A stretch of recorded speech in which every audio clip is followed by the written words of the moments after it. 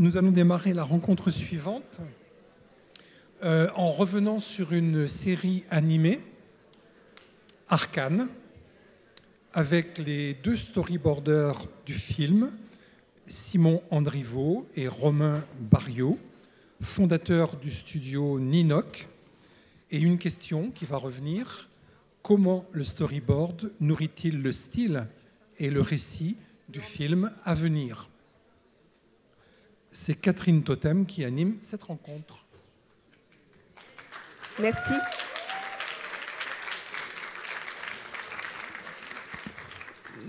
Merci.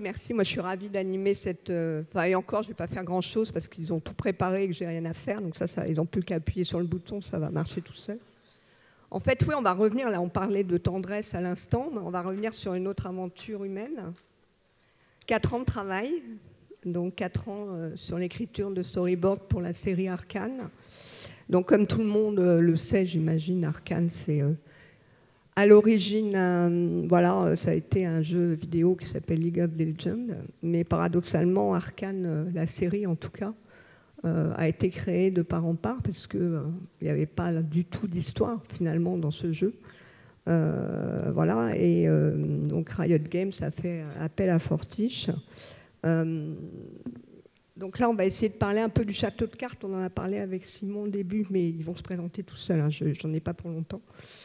Parce que c'est vrai que sur le process et sur la mise en scène, ça a été quand même une façon de travailler un peu différente qui a poussé un petit peu les limites pour de la série.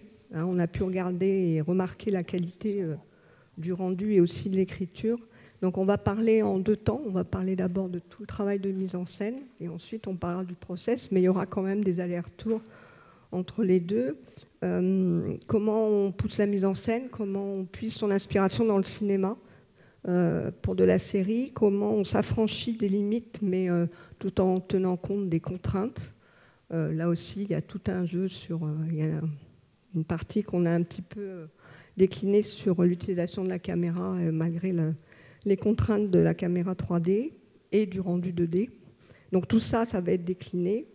Et la démonstration est assurée aujourd'hui par Simon Andriveau et Romain Barriot. Donc voilà, je vais laisser... Et puis j'interviendrai de temps en temps, parce que je voudrais qu'on recentre vraiment sur la qualité de l'écriture mise en scène et sur le process d'écriture aussi, storyboard, et comment ils ont travaillé avec leur équipe, comment les différences sont mises en place par rapport à des productions peut-être plus classiques.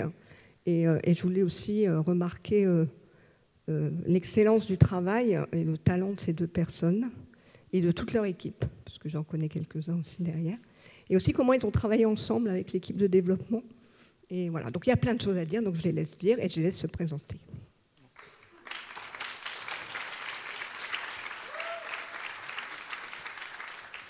Merci beaucoup, Catherine. Déjà, on est hyper content d'être là dans un endroit juste merveilleux, inspirant et fantastique en tout point. Donc, merci. Donc Simon Andriveau, pour ceux qui connaissent. Moi, je suis Simon Andriveau et mon compère Romain Barriot. Donc, juste très vite, nous, on a fondé Ninoc Studio après notre expérience à Fortiche. Fort de notre expérience à Fortiche, je devrais dire. Et en fait, on s'est spécialisé, on comptait spécialiser dans la pré-prod. Justement pour mettre un petit peu en œuvre à un niveau un peu plus professionnel les réflexions qu'on a tirées de notre travail sur Arcane. Et puis on se destine à terme à devenir un studio d'anime 2D à part entière. Alors, ce qu'on va vous dire là sur le travail qu'on a fait là-bas, sur les réflexions qu'on a pu en tirer, c'est pas des paroles d'évangile, hein, c'est pas vous avez vu juste avant nous. En fait, on va dire le contraire de ce qui a été dit avant. Voilà. Après, effectivement, la première règle, c'est qu'il n'y en a pas. Mais nous, on a dû trouver certaines règles pour que Arcane puisse se faire dans de bonnes conditions. Et on va vous dire tout de suite. Arcane, c'est 9 épisodes de 35 minutes. 9 épisodes de 35 minutes. Travail. Voilà, c'est une sacrée machine. Quand même. Voilà, et avec des budgets et des contraintes quand même assez importantes, puisque c'est la réflexion qu'on se faisait. On a tendance à dépasser souvent 35 minutes, pourquoi pas 36, ça va peut-être 37, là ça tient en 39. Mais au bout d'un moment, sur 9 épisodes, si tu rajoutes 1 minute ou 2 minutes à chaque fois, à la fin, tu as 20 minutes, tu as 30 minutes, 40 minutes en plus, tu as un épisode en plus, et c'est un sacré budget, quoi. Donc on avait ces contraintes aussi budgétaires à respecter. Et ça a été un process à mettre en place. Et on vous en parle tout de suite avec mon ami Romain Barriot. On va peut-être déjà commencer, histoire de mettre un peu en tête des gens ce qu'on a fait la série. On va vous montrer une espèce de petit mix de plusieurs séquences, un comparatif board rendu final de ce qu'on a pu faire.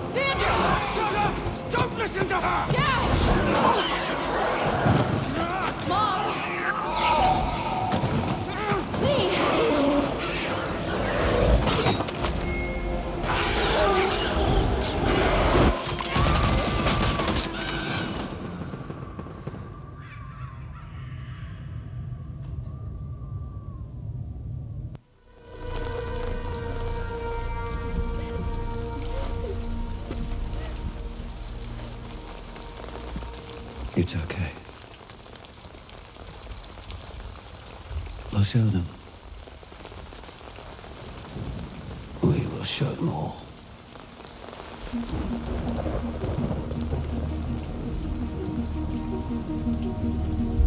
I can hear the sound of a heartbeat before it goes out. Won't never leave my memory of bloodshed all around. I can see it.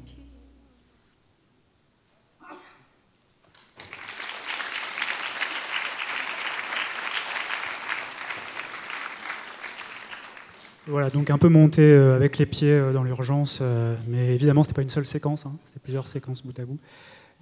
Donc, comme disait Simon, la première règle, c'est qu'il n'y a pas de règle.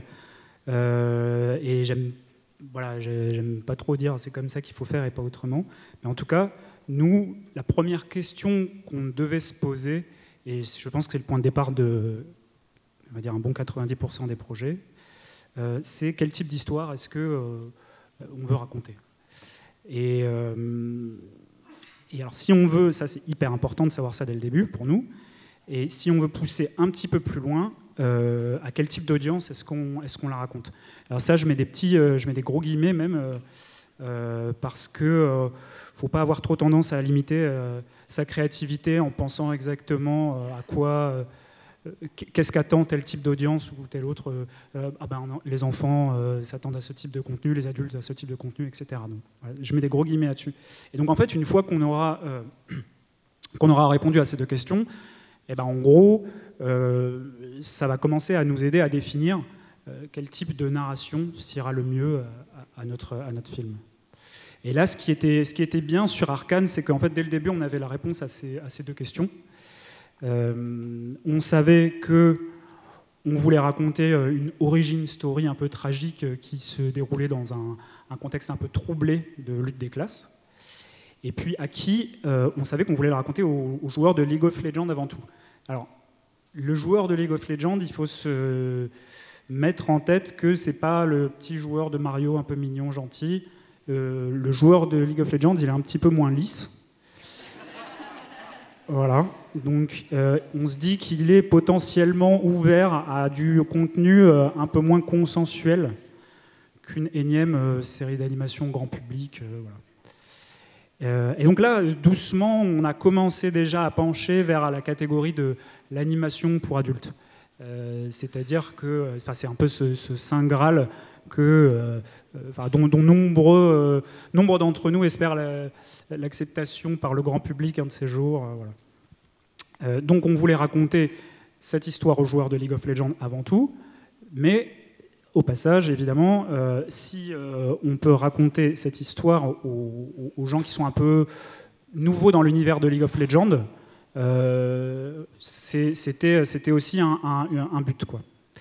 Et quelqu'un de nouveau dans l'univers de League of Legends ou tout simplement un peu moins branché truc de geek, fantasy ou quoi. En fait, en gros, l'idée, c'était que quelqu'un qui découvre notre série puisse s'investir dedans, comme à une certaine époque, beaucoup de gens se sont investis dans un Game of Thrones alors qu'ils n'étaient pas du tout branchés fantasy ou quoi. C'était un peu ce dont tout le monde parlait sur le moment. Et puis, ça s'est reproduit avec beaucoup de séries Netflix, je dis Netflix ou autres, hein, un peu dans l'air du temps, quoi. Donc, en gros, là, vous pouvez me dire, en gros, vous voulez vous adresser aux non-initiés et aux initiés, donc à tout le monde. En fait, non, parce qu'en fait, ce qu'on voulait, c'est que ce soit mainstream, mais quand même pour adultes. Voilà. Donc, du coup, qu'est-ce que ça nous implique comme type de narration, tout ça ? La petite analogie, là, on vient de parler de Netflix, Game of Thrones, tout ça, c'est intéressant à plus d'un titre, parce qu'à l'époque, en fait, quand on a commencé à bosser sur Arcane, Netflix produisait presque uniquement du contenu en prise de vue réelle. Très très peu d'animation. Et nous, quand on a commencé à se faire au tout début aussi une petite frise un peu pour cerner un peu notre ton, nos envies, ce qui nous plaisait, quoi, on s'est rendu compte que, vous voyez, de la Cité de Dieu, du Old Boy, du Akira, mais globalement, 50%, on avait beau faire une série d'animations, 50% de nos références se situaient quand même dans de la prise de vue réelle. Et ça vient sûrement du fait que la philosophie un peu qui nous rassemblait tous à l'époque à Fortiche, c'était de surtout pas faire de distinction entre l'animation et la prise de vue réelle. C'est-à-dire que l'animation, c'est une technique, c'est pas un genre, et en fait, on fait du cinéma, point barre, quoi. Donc, il n'y a pas à être pointilleux sur les références qu'on va aller chercher. Et donc, à ce moment-là, il commence à y avoir une tendance de fond en fait, qui se dessine, parce que dans le ton qu'on recherche, dans nos références, dans le public potentiel visé, en fait, tout ça, ça commence à graviter autour de la prise de vue réelle. Donc, ça a commencé à faire complètement sens que les outils narratifs en fait, qu'on allait mettre en place pour la série seraient ceux qui seraient habituellement rattachés à la prise de vue réelle aussi, quoi. Encore une fois, habituellement rattachés, parce que l'animation, ça devrait pas, c'est pas un genre, ça devrait pas être rattaché à un nombre restreint d'outils narratifs. Et alors, ouais, quand je parle d'outils narratifs, hein, c'est où est-ce que je vais poser ma caméra, où est-ce que je vais mettre mon personnage dans l'image, quel va être le rythme de ma séquence, le timing de mon plan, ma focale, tout ça c'est des outils narratifs et en fait ça va m'aider à répondre à la question qui est quelle est ma grammaire visuelle. Et donc c'était ça en fait le point central, c'est définir la grammaire visuelle d'Arcane au début de la prod, quoi. Et donc pour répondre à cette question peut-être de manière un peu claire, on peut commencer par dire ce qu'on ne voulait pas. En fait, on peut prendre l'exemple de l'animation mainstream américaine, et là je fais un raccourci un peu réducteur volontairement. Hein. Pourquoi ? Parce que l'animation mainstream américaine, on savait qu'on voulait être mainstream, et qu'il n'y a pas plus mainstream, je sais pas, qu'un bon gros blockbuster hollywoodien, par exemple. Et en fait, dans l'animation mainstream de l'oncle Sam, cette grammaire visuelle, en fait, elle évolue autour d'un concept qui est le concept, et ça c'est hyper important, de clarté avant tout.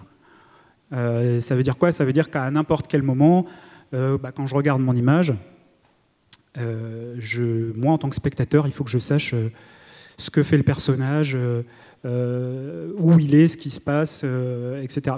Il faut que tout soit clair, qu'il faut que je me pose le moins de questions possible. Voilà, donc pour illustrer peut-être un peu clairement le propos, on va jouer deux clips, hein.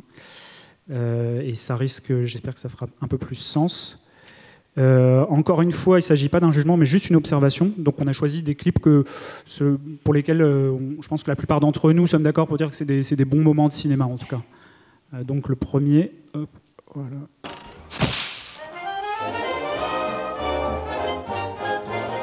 Donc, la séquence d'intro de Up.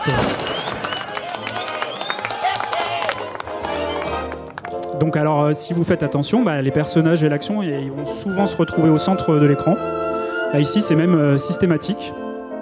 Je peux faire un saut dans le temps à n'importe quel moment de la séquence. On se retrouve toujours au centre. Alors ça, il y a un petit moment de calme, mais voilà, au centre à nouveau. Au centre. Bref. Les mouvements de cam, alors l'action, elle va toujours être très lisible. Les mouvements de cam, ils vont être très sobre, hein, surtout pas trop erratique, pas trop de folie dans les angles de caméra, hein, au contraire on est quasiment tout le temps très frontal. Les plans ils vont durer suffisamment longtemps pour qu'on comprenne ce qui se passe à l'écran.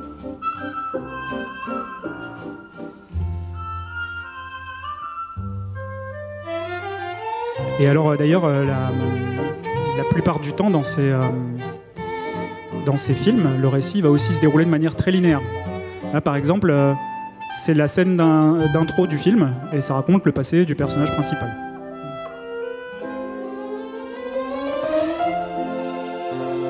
Bon, je vais pas tout mettre, parce qu'au bout d'un moment, en plus, vous allez pleurer et tout. Je pense que c'est... Mais ce que je veux dire par là, c'est que tout ça, ça dit quoi? Ça dit qu'on est dans une grammaire visuelle qui est plus de l'ordre du...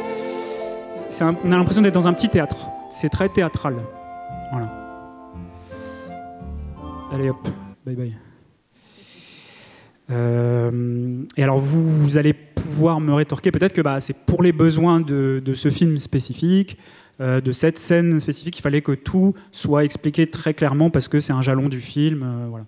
Donc on peut prenons un autre genre de scène, beaucoup plus centré action par exemple.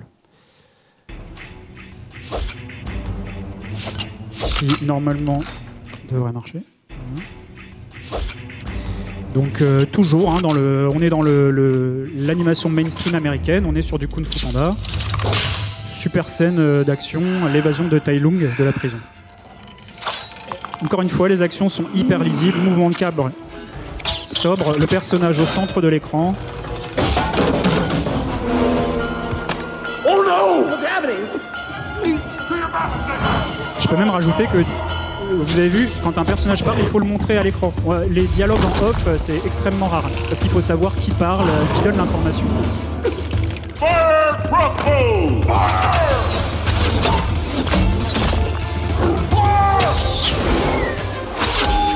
Là, on a un angle de caméra un peu plus abusé, mais on met un ralenti pour qu'on comprenne. Tyler is free! I must watch Shifu! You're not going anywhere, neither is he! Call me! Bring it up! Quick! Bring it back!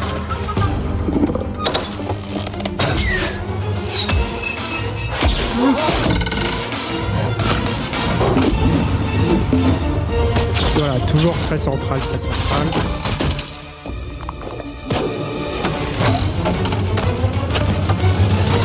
Go this way! He won't get far. Archers!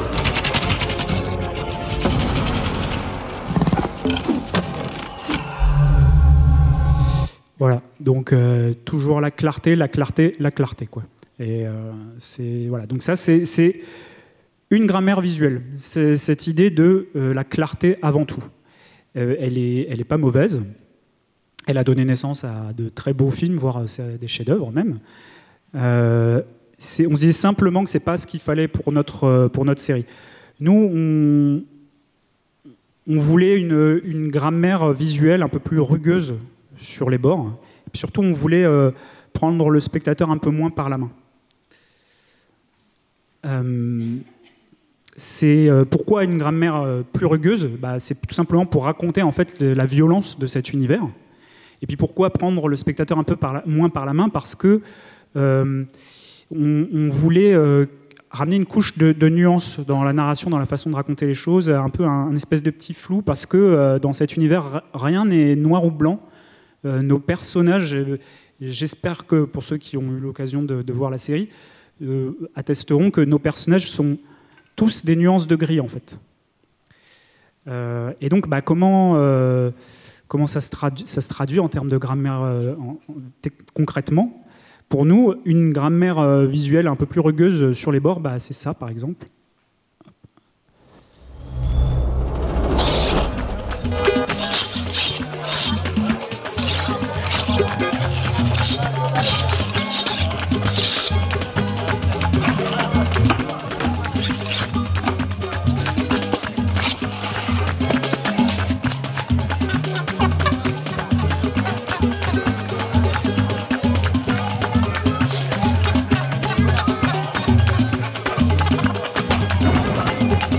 La Cité de Dieu, pour ceux qui n'ont pas vu, je conseille grandement. C'était une de nos très grosses références.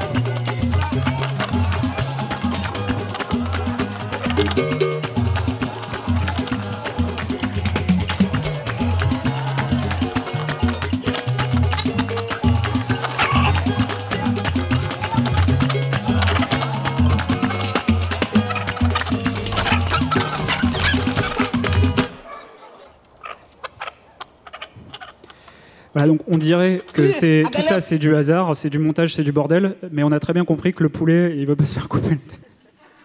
Donc ce que je veux dire, c'est qu'il y a un sens derrière quand même, c'est pas juste un bordel organisé. Et en fait, je pense que vous commencez déjà à voir où je veux en venir. Pourquoi en fait, en quoi ça connecte avec la prise de vue, nos références de prise de vue réelle, en fait, cette idée de grammaire visuelle un peu plus rugueuse. Un exemple concret en fait dans la prise de vue réelle, c'est la caméra. La caméra, c'est un objet physique, c'est manipulé par une personne tout aussi réelle. Et donc du coup, dans Arcane, on a voulu traiter la caméra comme un objet physique aussi. Ça veut dire quoi? Ça veut dire que s'il y a un impact sur la caméra, la lentille peut se briser. Si il pleut, il peut y avoir des gouttes de pluie qui vont recouvrir l'écran. S'il y a un mouvement un peu soudain, on peut simuler un petit décalage avec un côté caméra à l'épaule pour simuler le caméraman qui rattrape un peu l'action avec un peu de retard. Un autre exemple, c'est en prise de vue réelle, on va avoir des rushs, on va tourner un peu notre scène sous plein d'angles différents, et puis ensuite on se retrouve dans la salle de montage, et puis c'est comme un puzzle, on va petit à petit faire apparaître le film en rajoutant des plans à droite à gauche, et en les assemblant d'une certaine manière. Et nous, on a voulu, de temps en temps, simuler ça de manière artificielle, c'est-à-dire qu'on a voulu aller au-delà du nombre de plans strictement nécessaires pour raconter une action. Et ça marche hyper bien, surtout dans les séquences d'action. Un petit insert sur la main, je vais rejouer cette action une deuxième fois, mais vu du dessous, là, pour le voir sauter, je sais pas, sous plusieurs angles, ou je vais revoir la scène, mais du point de vue du mec qui est tout là-haut à l'étage, pour voir ce que ça, avoir un peu de recul dessus. Et donc maintenant, juste avec ça peut-être un peu en tête, je vous joue juste la suite.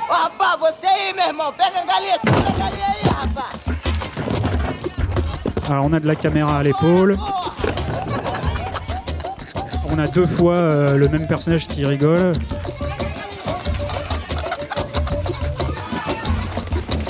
La scène de la chasse au poulet.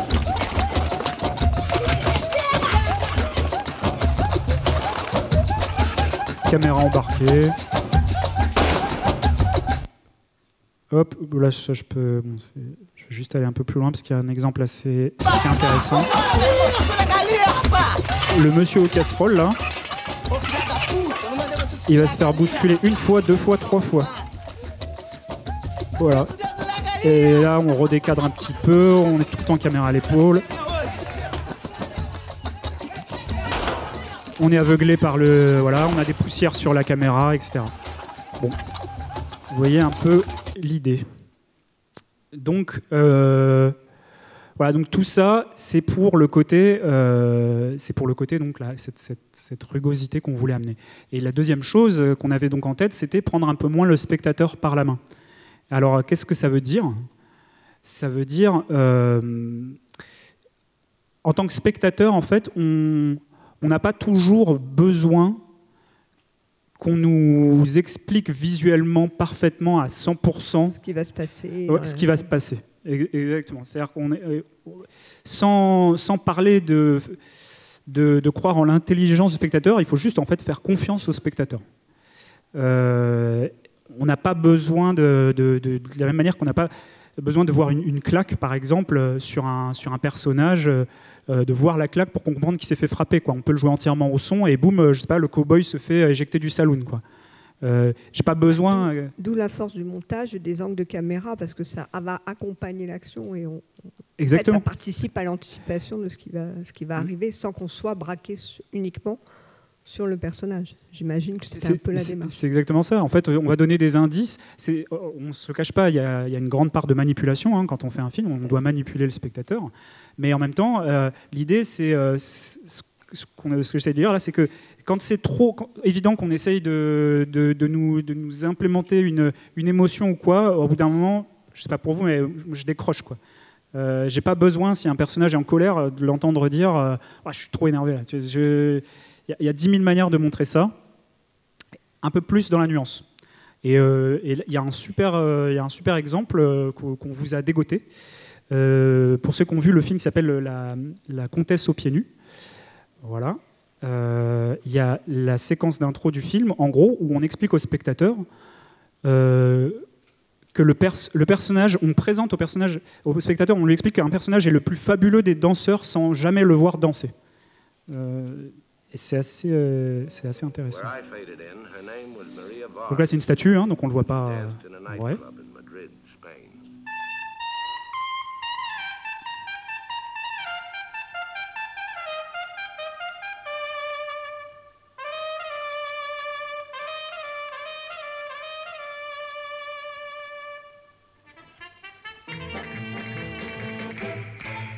Là, vous voyez les mains, mais c'est pas la peine de chercher, vous en verrez pas plus dans toute la séquence.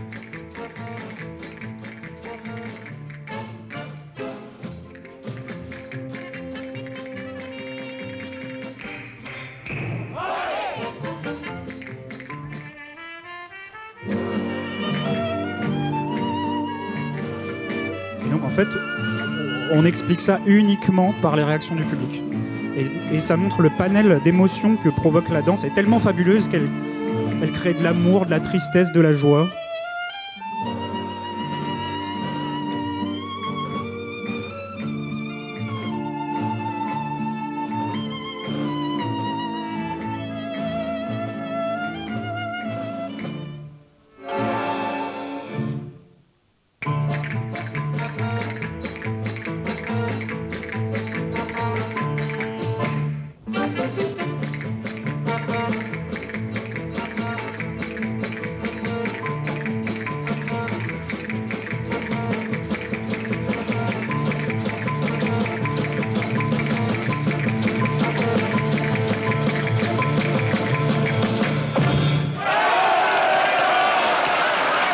Et là, voilà parti.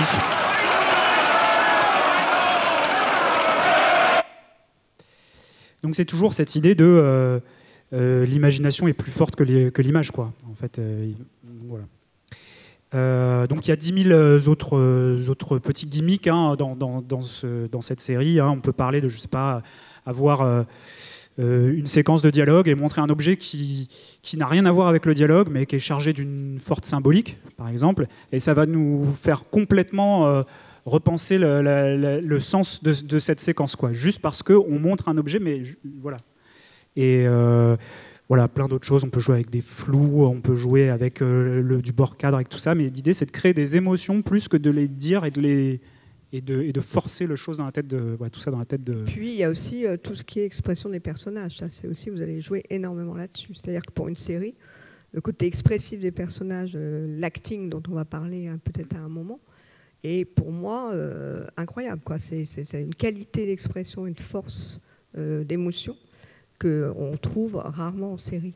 On peut aussi aller, je ne sais pas si c'est le moment, mais de ce fameux générique du 7e épisode où vous avez poussé le curseur encore plus loin, c'est que même le générique va personnifier le personnage que vous voulez mettre en avant dans cet épisode.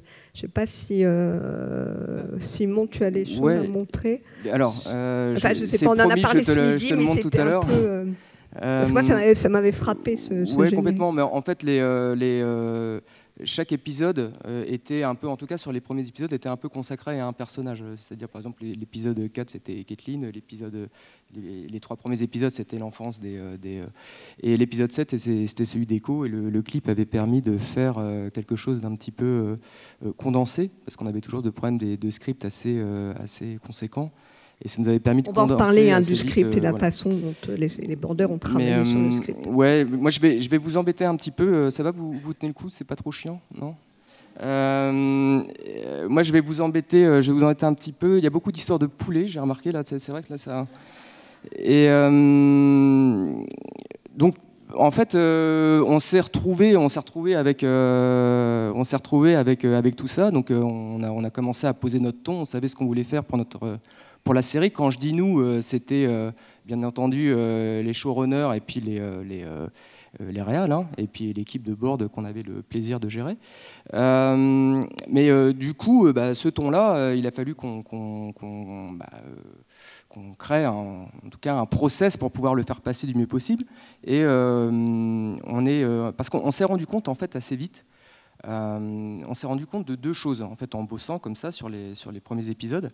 Alors la première chose, c'était qu'on perdait vachement d'informations. C'était bien beau là, tout ce qu'on s'était dit là, on avait fait nos petits mood boards, on se disait tiens, on va prendre des trucs de la comtesse aux pieds nus, on va prendre des trucs de la cité de Dieu, mais putain, on perdait vachement d'informations quoi. C'est-à-dire qu'on avait des intentions au départ sur telle ou telle séquence, et puis ça se retrouvait au layout, en anime, et puis après au compo, et on se disait bah ouais mais merde, c'est bien, hein, mais c'était pas ce qu'on voulait dire à la base, donc c'est un petit peu ennuyeux. Alors on a commencé à faire des notes, ça prend du temps, donc on se retrouvait avec des pavés de notes. On a commencé à faire des réunions, c'était interminable, ça prenait du temps, et puis on s'est dit en fait ça devient complètement con. Et ce qu'il faut, c'est que l'animatique soit un document à part entière. On n'a pas besoin d'écrire des tonnes de trucs, il faut juste que tout soit dans l'animatique, qu'on verrouille, qu'on sécurise le film à ce moment-là, quoi. Ça, c'était la première chose qu'on s'est rendu compte. On s'est rendu compte de l'importance de la précision et d'être exhaustif au niveau du storyboard animatique. La deuxième chose, ouais, on est en train de parler de process, exactement. La deuxième chose, c'était que les showrunners, qui étaient très compétents, ils étaient très compétents dans le jeu vidéo, mais pour eux, ils étaient un petit peu novices dans l'animation. Donc, ils n'avaient pas forcément l'habitude de lire une animatique. Et ce qui peut paraître un petit peu évident pour quelqu'un du métier, ça ne l'était pas pour eux. Donc, ce qui se passait, c'est qu'on se retrouvait à faire du storyboard, validé, à faire du layout, validé, à faire une anime, validé. Et puis au compo, le mec avait ah, oui, là, j'avais pas compris, c'était pas ça que je voulais. Et ça, c'est catastrophique parce que sur des séries comme ça, où bon, je vous dirai pas le prix de la minute, mais c'est quand même pas mal, c'était un petit peu compliqué, quoi. Donc, raison de plus pour peaufiner et puis pour vraiment appuyer l'étape du storyboard. Donc, je vais vous montrer un petit schéma qui est hyper technique que voilà. Non, ça va aller. Là, ça c'est un peu, c'est le schéma un peu d'une prod classique. Hein. Vous voyez, je ne vais pas passer 2 heures là-dessus, hein, mais vous avez le pré-prod là avec le concept. Il va donner des informations, des éléments au storyboard et puis au département déco. Le storyboard va fournir sa merde au layout, qui va fournir son truc à l'anime, qui va fournir au FX, qui va finir au compo, etc. Hein, nous, pour les raisons que je viens de vous citer juste avant, ça ne marchait pas. Donc on s'est foutu sur un système où le storyboard était plus central. C'est-à-dire que, alors c'était un peu lourd à porter, je ne vous le cache pas, mais ça veut dire que, en fait, le board était un peu à la base de tout. On faisait des allers-retours avec le concept. Je vais vous illustrer ça plus tard avec des trucs un peu plus glamour. Le storyboard avait des échanges avec le concept. Il donnait des choses au compo, il donnait des choses à FX, il donnait des choses à l'anime. En fait, des indications, des informations, des intentions. Et en fait, ce temps, le temps, ça a rallongé le temps de pré-prod, hein, forcément, pour vous donner un ordre d'idée, on était par épisode 4 storyboarders, avec un lead, un senior, un mid et puis idéalement un junior. Et on s'est retrouvés, et il fallait à peu près 4 mois pour faire un épisode en bord d'Arcane. Mais si vous voulez, le temps qu'on a consacré en plus sur la pré-prod, ça a été plus que gagné derrière en temps d'animation, en temps de layout. Si vous voulez, on se posait déjà moins de questions. Et en plus de ça, ça permettait de rajouter des idées, d'avoir une base solide pour rajouter des idées. Oui, mais pour ça, Simon, vous étiez tous dans le même lieu. Et c'était ça, c'est super important à dire, parce que ce que tu montres là, si vous êtes répartis sur toute l'Europe, c'est pas C'était un luxe compliqué. inouï, c'est-à-dire qu'effectivement, on avait une machine de guerre, c'était notre outil de travail. Fortiche était pour nous un outil de travail, et qui était sur un seul et même site. Et moi, ça m'arrivait de dire à des boarders, quand ils me disaient « j'ai pas eu l'information, ça n'a pas circulé », je fais « mon gars, t'as maximum 150 mètres à faire pour aller voir tout le circuit de prod ». C'était une chance fantastique, et c'est aussi, à mon avis, ce qui a participé à la qualité finale du projet. Juste pour vous dire hyper vite comment ça se passait, on recevait les scripts, on se faisait briefer par le showrunner et puis par le réal. On faisait des keyshots, je vais vous montrer à quoi ça correspondait, ou on passait directement à l'étape de thumbnails. Les thumbnails, c'est le pré-découpage de la séquence, et c'est le moment où on peut commencer à faire les allers-retours avec le script, parce que, encore une fois, les scripts qu'on recevait, nous, il fallait qu'on tienne dans 35 minutes, ils étaient souvent assez épais. Combien de boarders vous aviez sous votre direction?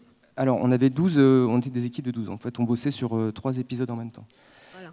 Donc ça aussi, ça a été le château de cartes de bosser sur 3 épisodes en Ouais, même temps, de façon à ce que l'arche narrative dont on parlait ce matin soit anticipée et gérée en parallèle des 3 épisodes par 3 épisodes. C'était sportif, mais ça nous permettait effectivement d'être... Et ça, c'est une différence avec ce qu'on a pu noter ce matin sur d'autres productions, où en effet l'anticipation, non pas sur le travail d'animation, mais sur l'organisation des trajectoires des différents personnages, était gérée en parallèle sur plusieurs épisodes.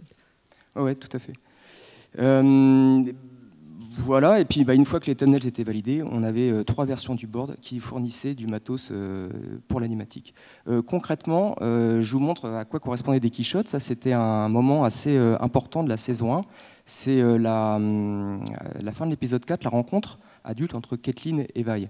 Donc là, concrètement, les keyshots, ça nous servait à quoi? Ça nous servait à poser une ambiance, un mood général de la séquence.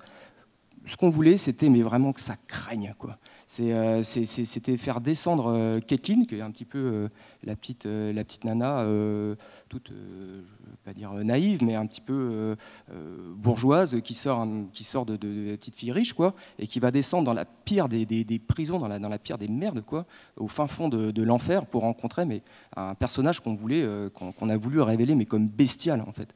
Et en fait, les keyshots, ça nous a vraiment permis de mettre en scène, avant même les concepts, de mettre en scène ce qu'on voulait. Concrètement, ça nous a permis de dire, nous, il nous faudrait un grand couloir, quoi, pour faire monter la pression. Au début, on voulait même mettre un mec là quand on a sa claque, d'entendre taper sur les murs.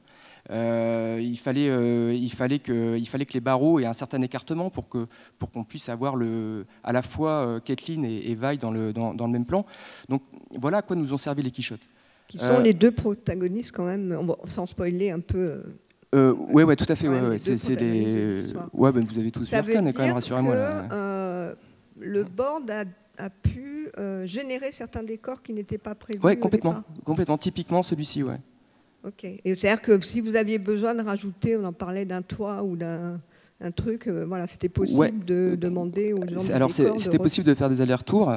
Après, il y avait là, concrètement, il y avait la mise en scène primée par rapport au décor. Ensuite, ça arrivait aussi que le décor prime par rapport à la mise en scène, parce qu'il fallait qu'on ait, je sais pas, une statue particulière à ce moment.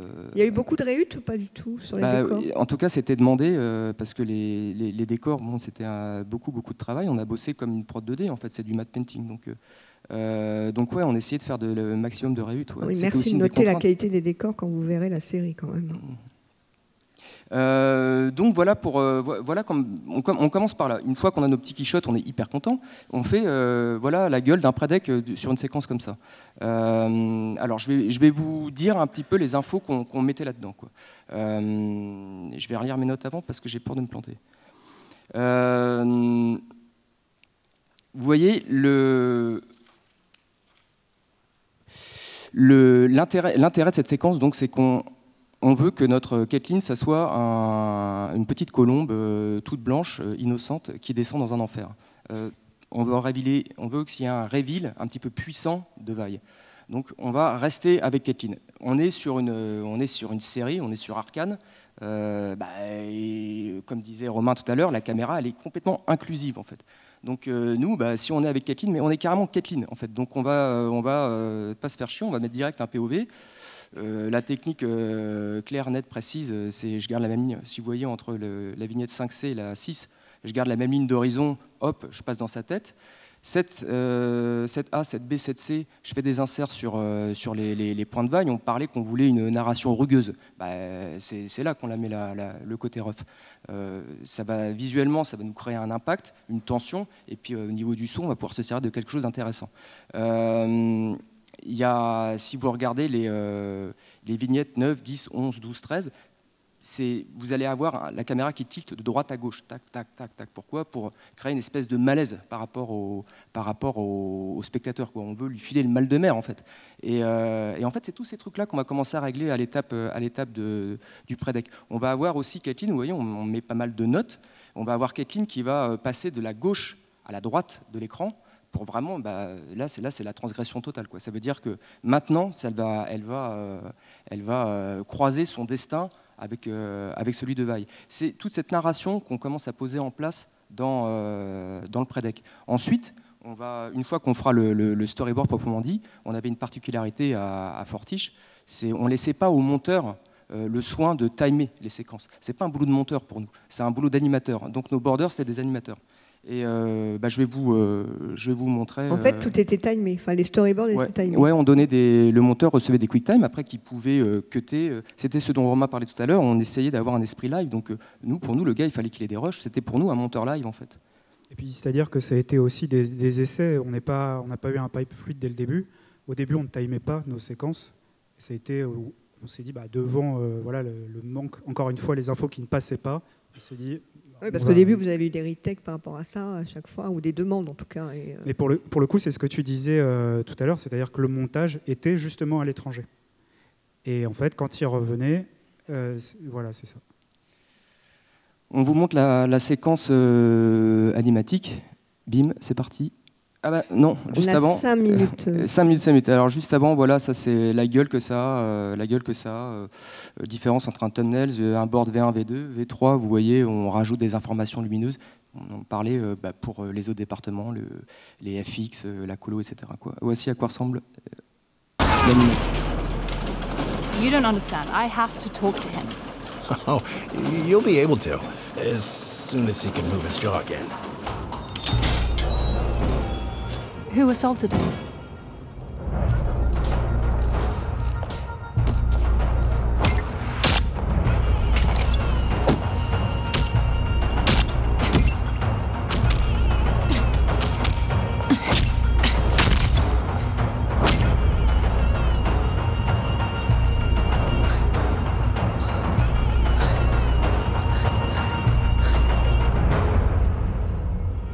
Who the hell are you? Voilà, et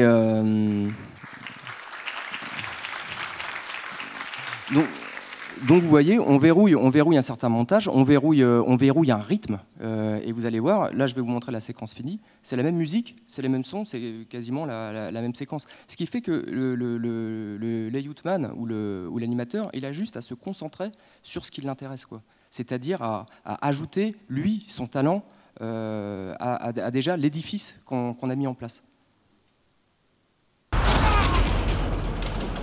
You don't understand. I have to talk to him.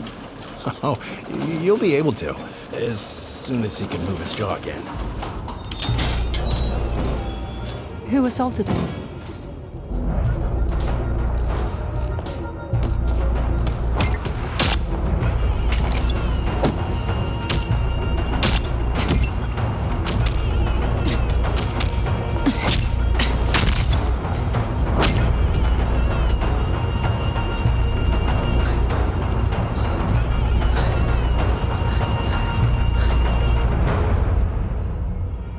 the hell are you?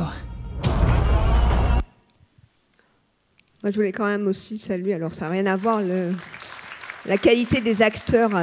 Enfin, je trouve que Ouais, mais les voix sont assez incroyables. Ouais, mais il faut reconnaître ça à Riot, Voilà, c'est qu'ils sont, ils sont extrêmement méticuleux. Ouais. En fait, Je peux te poser une petite question?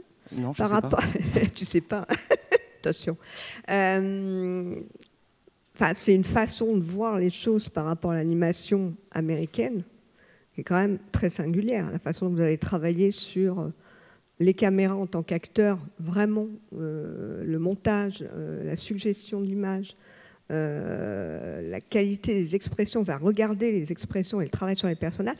Moi, je ne suis pas jeu vidéo du tout, hein. J'ai juste mes enfants qui jouent à League of Legends, et voilà.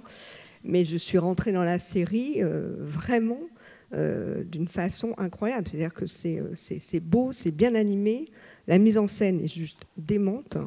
Et voilà, donc comment ça s'est passé?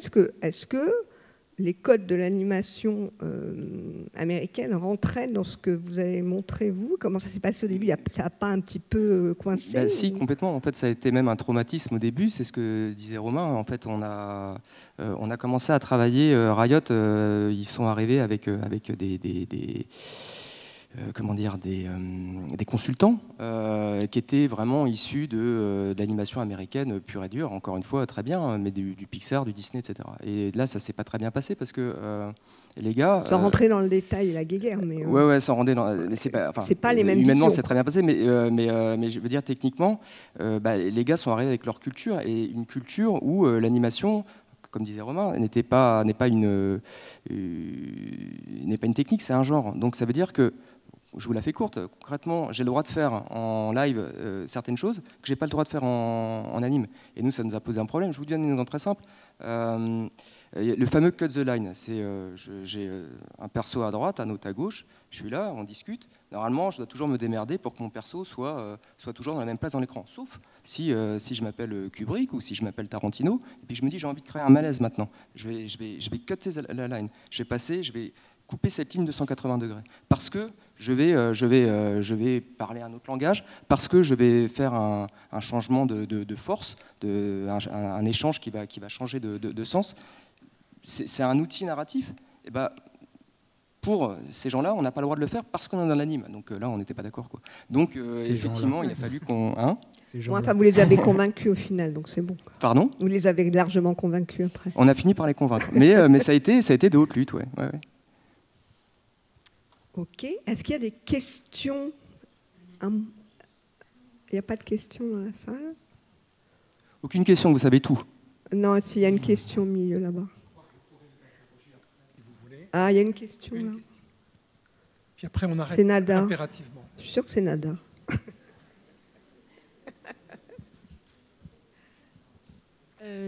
Du coup, déjà, merci pour la présentation.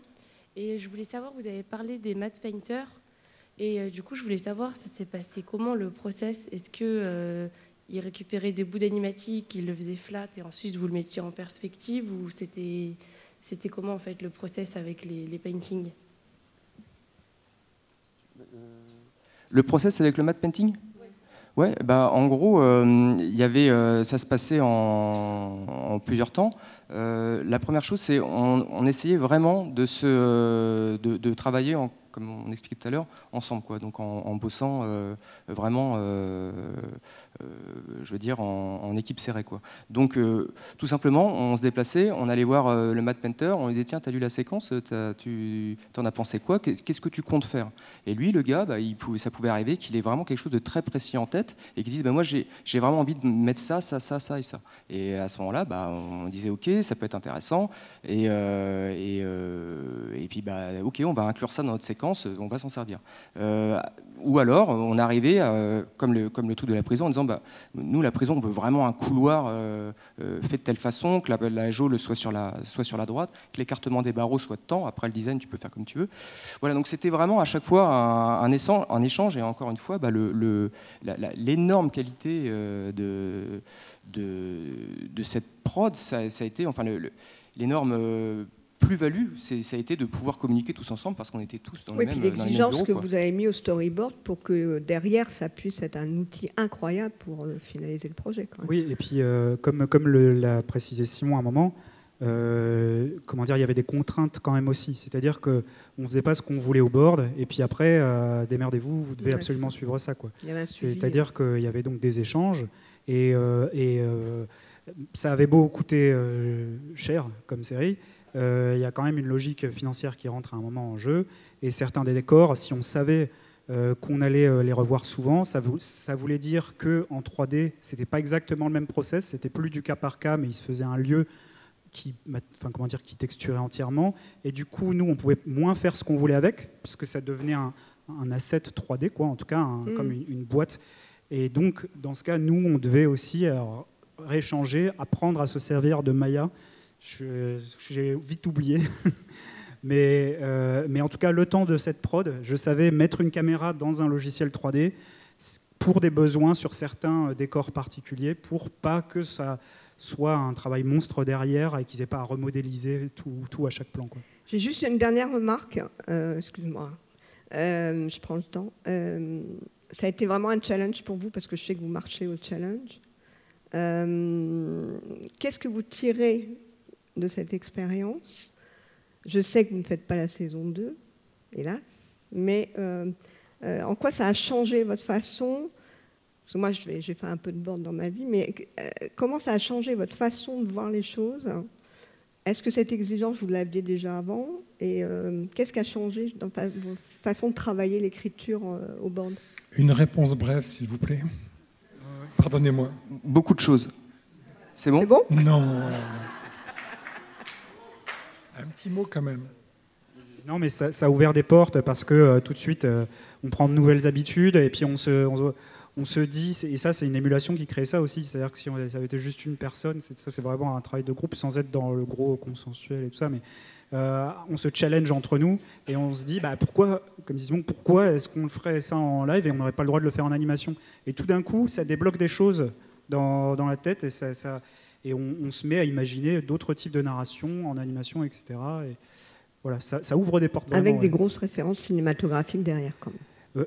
Alors avec des grosses références, mais ça peut être n'importe quoi en fait.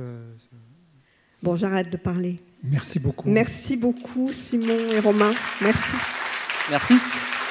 Merci.